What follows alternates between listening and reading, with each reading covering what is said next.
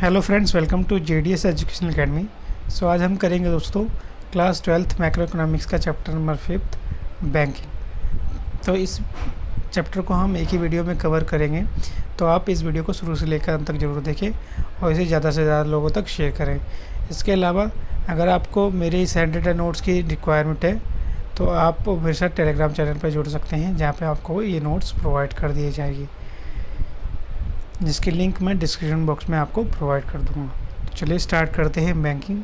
सबसे पहले हम देखेंगे दोस्तों डेफिनेशन ऑफ बैंक, कि बैंक होती क्या है ना। तो बैंक क्या है दोस्तों? Basically a bank is an institution that accept deposits and gives loans for the purpose of earning profit. यानी बैंक एक ऐसी संस्था है दोस्तों जहाँ पे हम अपने डिपॉजिट्स को जमा करते हैं, है ना। इसके अलावा वो बैंक क्या करती है? लोन देती है for the purpose of earning profit. जिससे लोन देगी तो उससे क्या करेगी? इंटरेस्ट चार्ज करेगी, जिससे क्या हुआ? उससे प्रॉफिट अर्न होगा। So this is a definition of bank. Now banks are two types. So bank का कितने टाइप के होते हैं दोस्तों? दो तरीके के। First one is the central bank and another one is commercial bank. तो चलिए देखते हैं difference between central bank and commercial bank. So central bank क्या है दोस्तों? सबसे पहला point, a central bank is N apex bank. सबसे यानी क्या है? ऊंचा शीर्ष, यानी बैंकिंग में सबसे ऊंचा कौन सा होगा? सबसे ऊपर central bank. Second one is it does not deal with the general public. ये जनरल पब्लिक के साथ डील नहीं करता, यानी यहाँ पे आप जाके पैसा जमा नहीं करा सकते। आम आदमी यहाँ पे जाके पैसा जमा नहीं करा सकते। सेकेंड थर्ड पॉइंट है दोस्तों, सेंट्रल बैंक इशू नोट्स। इसके अलावा सेंट्रल बैंक का काम किया है दोस्तों नोट्स वगैरह, करेंसीज को इशू करना। And fourth one, the central bank focus on the prosperity and the stability of the economy. इसके अलावा सेंट्रल बैंक का एक तरीके से लाइबिलिटी होती है कि वो इकोनॉमी में स्टेबिलिटी बनाए रखे, यानी मनी फ्लो, एक तरीके से सप्लाई ऑफ मनी बनाए रखे। वेरी द कॉमर्शियल बैंक की डेफिनेशन देखते हैं। कॉमर्शियल बैंक क्या है? Commercial bank work under the control of the central bank. यानी कॉमर्शियल बैंक किसके अंडर वर्क करती है? मेनली आपका सेंट्रल बैंक के अंदर में, उसके रूल्स रेगुलेशन के साथ इनको वर्क करना होता है ना। It accept deposits from the general public. और यहाँ पे हम जितने भी जहाँ पे हम अपने नॉर्मल पैसे जमा कराते हैं, वो क्या होता है दोस्तों? कॉमर्शियल बैंक के अंदर ही आता है। सो जहाँ पे हम अपने पैसे जमा करा सकते हैं, it accepts deposit from the general public. Third one is commercial bank do not have the authority to issue notes. इसके अलावा कमर्शियल बैंक कोई करेंसी इशू नहीं कर सकते। और लास्ट है आपका commercial bank focus on making profit. इसके अलावा जो कमर्शियल बैंक है वो मेनली किस पर्पज से वर्क करती है दोस्तों? For making profit. तो ये था आपका difference between central bank and commercial bank. आप इन पॉइंट्स को डेफिनेशन के टर्म में भी लिख सकते हो, सबको एक मर्ज करके।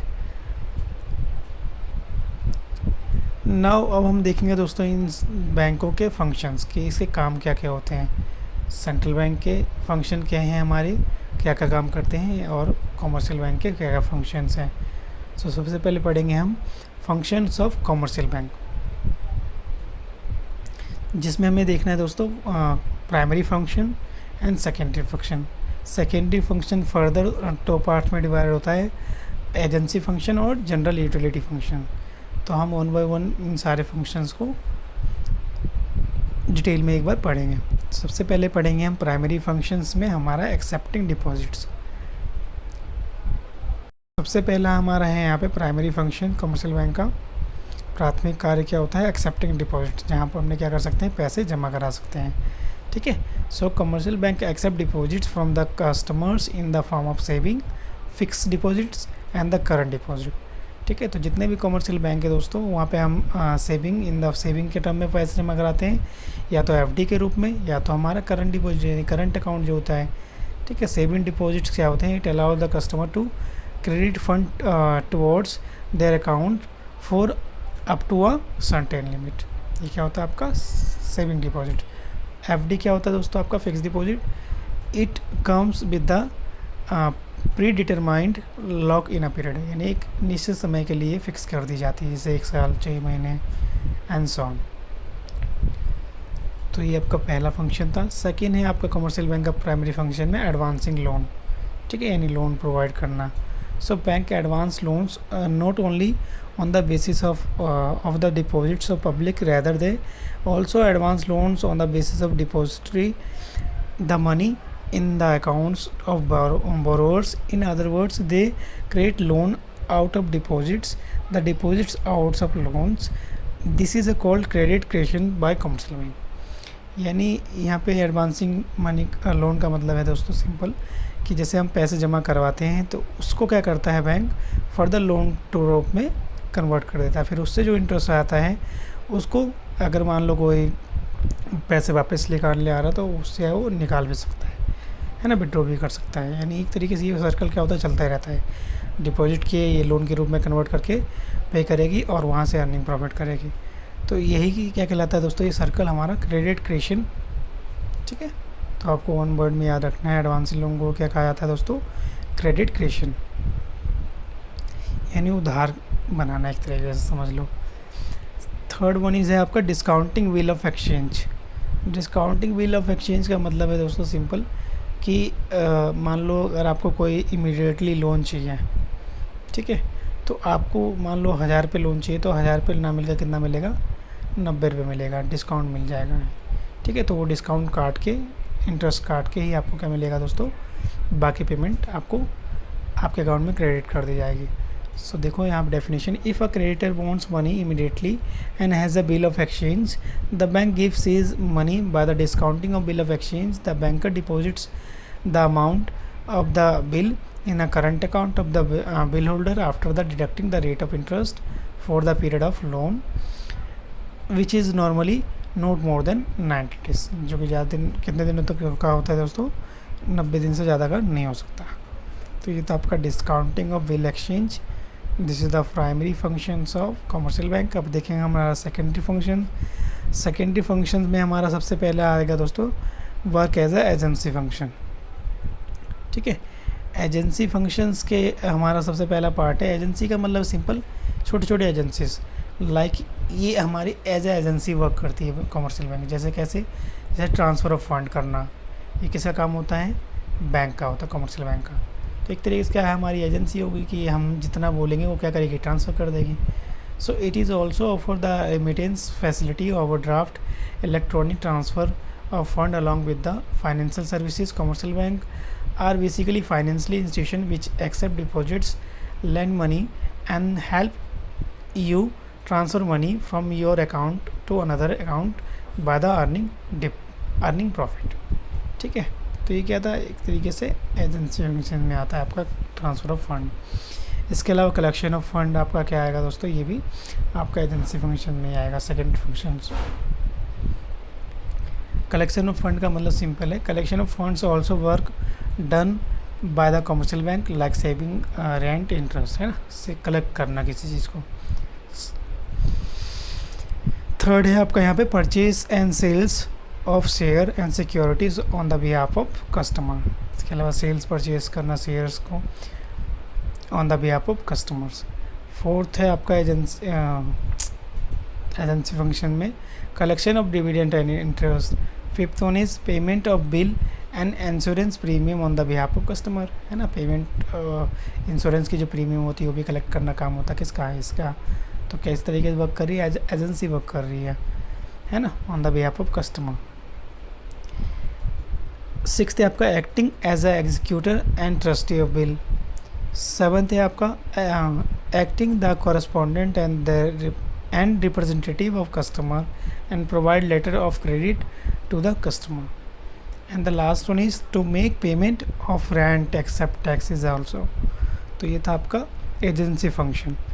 जनरल फंक्शन देखिए, जनरल फंक्शन का मतलब सिंपल, जो इसके अलावा क्या क्या काम होते हैं कमर्शियल बैंक के। सबसे पहला जनरल फंक्शन है दोस्तों to provide safety locker facility to the customer. ये जनरल फंक्शन में आता है, नॉर्मल काम कह सकते हो अपन डायरेक्टली।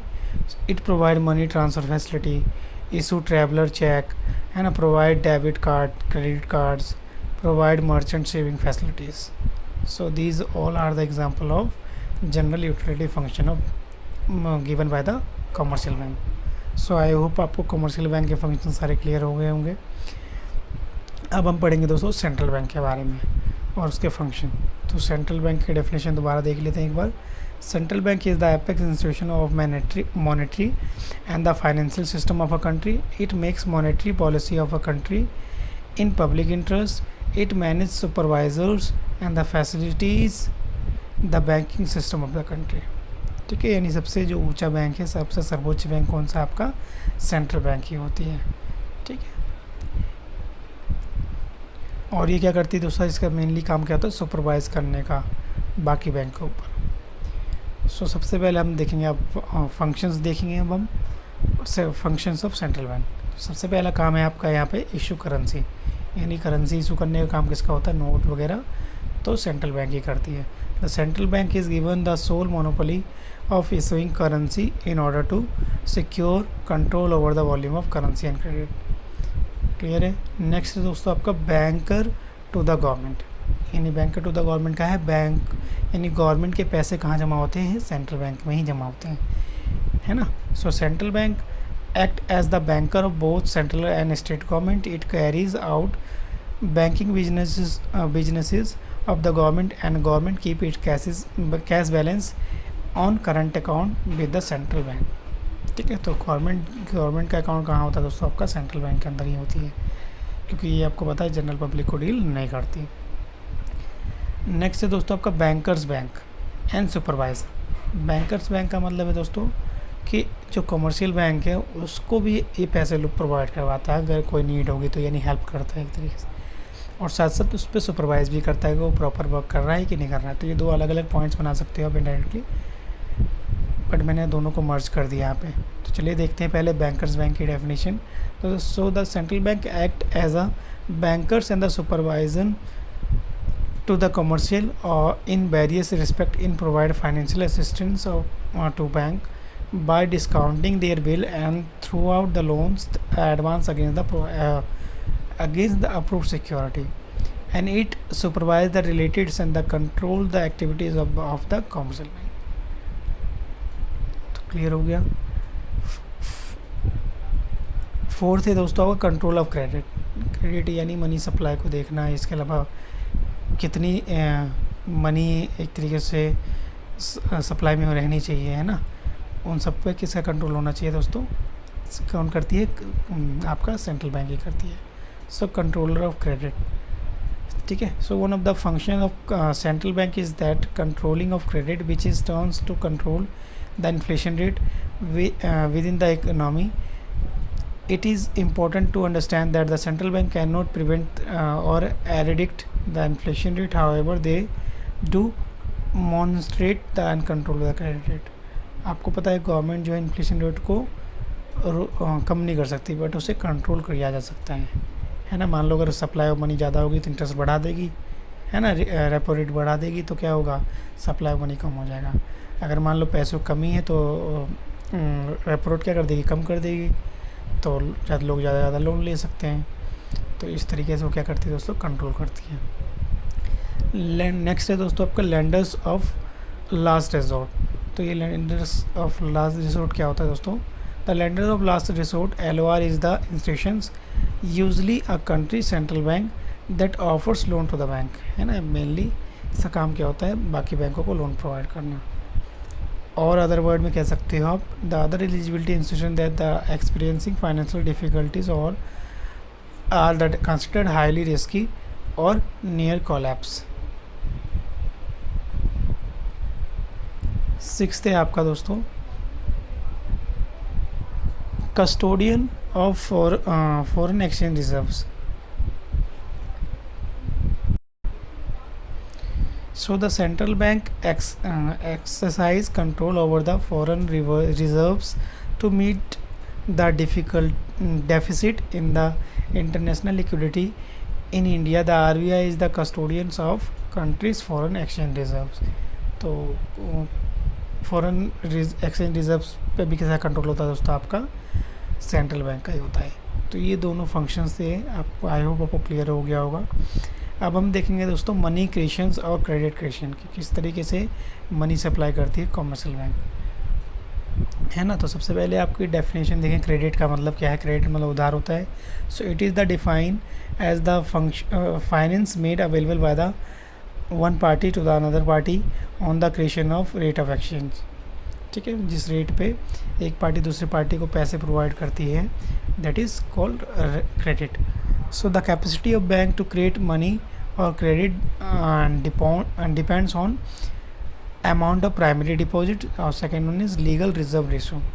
तो मेनली बैंक किस तरीके से क्रेडिट क्रिएशन करती है, दो तरीके होते हैं इसका। पहला होता है जितना डिपॉजिट पे जमा हुआ है बैंक में, और सेकंड है आपका लीगल रिजर्व रेशो। तो अब देखते हैं सबसे पहले लीगल रिजर्व रेशो क्या होता है। Legal reserve ratio means it is the fix of it is fix by the central bank of a country and it is the minimum ratio of deposit legally required to be kept as a cash by bank। यानी एक minimum amount होता है जिसे किसी भी bank को अपने पास रखना होता है, दैट इज़ कॉल्ड LRR। ठीक है, जिसमें हम सबसे पहले क्या देखेंगे, कैश रिजर्व रेशो, यानी फिक्स अमाउंट में अपने पास क्या करना पड़ेगा, उसे कैश रखना पड़ेगा। सो it is the part of LRR which is the keeped with the bank them self. और करंट में जो आपका CRR रेट है दोस्तों वो कितना है, आपका 4% है। नेक्स्ट है आपका SLR। It is the part of LLR and it keeps with the bank themself in the form of cash, gold और अदर सिक्योरिटीज़। ठीक है, तो इस रेशो में आपको क्या करना होता है, किसी भी बैंक को कैश के फॉर्म में, गोल्ड के फॉर्म में या सिक्योरिटीज़ के फॉर्म में अपने पास पैसे रखने होते हैं। और करंटली जो SL रेट चल रहा है दोस्तों बैंक का, वो क्या चल रहा है आपका, 18% चल रहा है। ठीक है,